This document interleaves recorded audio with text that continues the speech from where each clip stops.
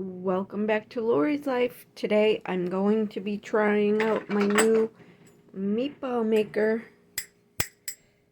So I'm going to mix up the spices into the ground beef. I think it's 80%. I have sage. Ooh, hold on. Okay, I had to get a spoon because I always end up having to do this after I show it. Salt and pepper. Okay. Italian spices and with extra basil, cilantro, and rosemary. And I'm out of Italian spices now. Diced onions and garlic. I don't have breadcrumbs, so I'm not putting any in. Although it might make a difference. I am going to put eggs to bind it up and make it stick better. And I always learned to add a little bit of water. I'm just adding a little. That's room temperature water. I don't know if it makes a difference. But anyway, so I'm just going to be mixing it up. I don't want to put my hands in it. I really don't like doing that. It's so yucky. So I'll be back once it's all the ingredients are incorporated. Okay, that's pretty evenly incorporated. So I'm going to try these out now. So exciting. I'm going to pan fry them. Oh, wow. Hold on. Okay, so I guess I have to wipe the extra off. And I'm just going to place it in the pan. Most people, oh, that's a good size. I hope it sticks together. So anyway, yeah, so you just scoop it up. Make sure it's totally full. I've never done this before.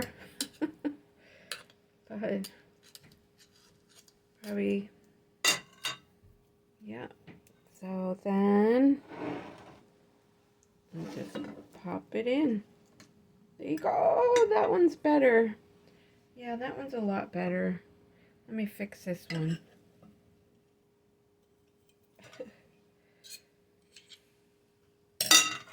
Oh, all right. So I'll be doing this, and then oh yeah, that's a little better. Okay, I'll be back. So I put the burner on about 5, so that's sort of medium.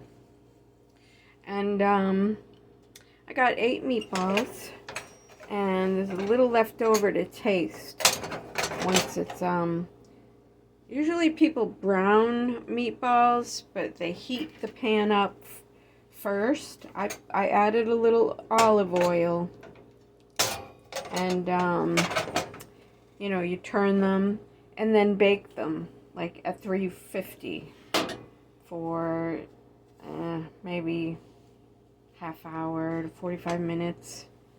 So yeah, I'm going to sear these up and decide if I'm going to slow cook them in the pan or just stick them in the oven and bake them after they get a nice browning on the outside. I've turned them once, and I'll turn them around a couple more times. So this is why I never brown my meatballs. They did not stay round. They did not keep their shape, and I don't know if, you know, that little tool just didn't compact it enough because it squirted out the holes and stuff, or it's just You know, I should have left them alone and maybe just baked them. They probably would have stayed together and kept their shape. But this is how you learn. I will probably just stick some sauce in the pan and make a meatball sub. So I'm going to turn the heat down and add some tomato paste and water, and or unless I can find some sauce in my cabinet. Alright, I'll be back. So I did find some sauce, and I can just add this right in, and I've turned the heat down on the meatballs.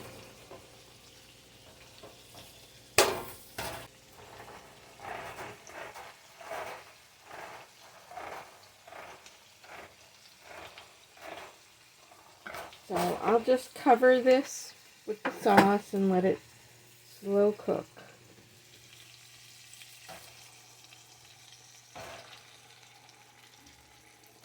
That should be enough. It's just meatball subs. Maybe I'll have enough for some pasta later. So that's going to slow cook for maybe another 15-20 minutes. And this is the garlic and herb hunts. Okay, that's cooking away.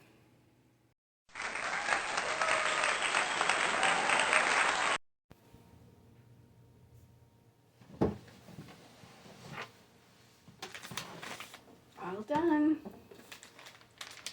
So the one that broke was a happy accident because some people cut their meatballs when they make a sub.